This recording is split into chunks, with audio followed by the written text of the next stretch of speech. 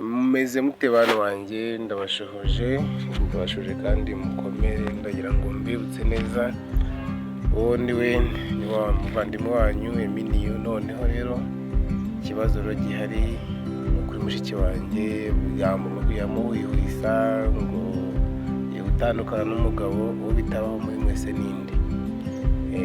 Wowe ufite urubuga nkoranyambaga ukaba usebya undi mwana ugira ute ngo rushaka ruramunaniye, ese wowe urwawe urubayemo?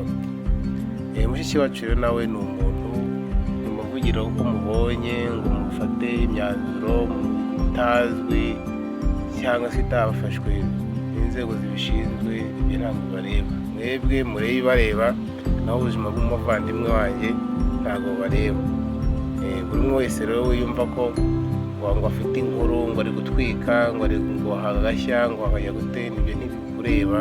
Watwika urubuga wagira gute, washyira kuri TikTok, washyira kuri YouTube, aho ushaka.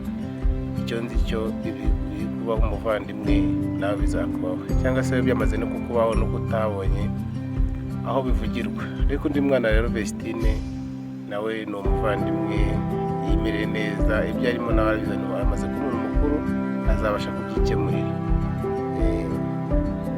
Kandi birafasha kumenya ibyawe ukajya kubyitwaramo, aho kwibanda ku bibazo by'abandi ngo bihoremo usanga ibyawe biba birangirika. Si wowe wenyine rero uvuzweho ibintu nk'ibyo, nta gikuba cyacitse nimba umuvandimwe wari uko bimeze. Iwanyu mwebwe mu ngo zanyu bimeze biti? Mushaka icyo mukora, mureke ubugambo. Ibintu by'ubugambo ntabwo ari sawa.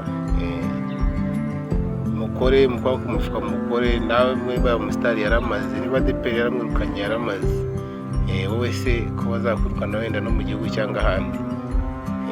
Tuza rero ukora ibintu byawe neza kandi witonde, nicyo cyakugira umumaro kurenza kuyamuhwihwisa ubugambo gusa. Ntabwo ari byo.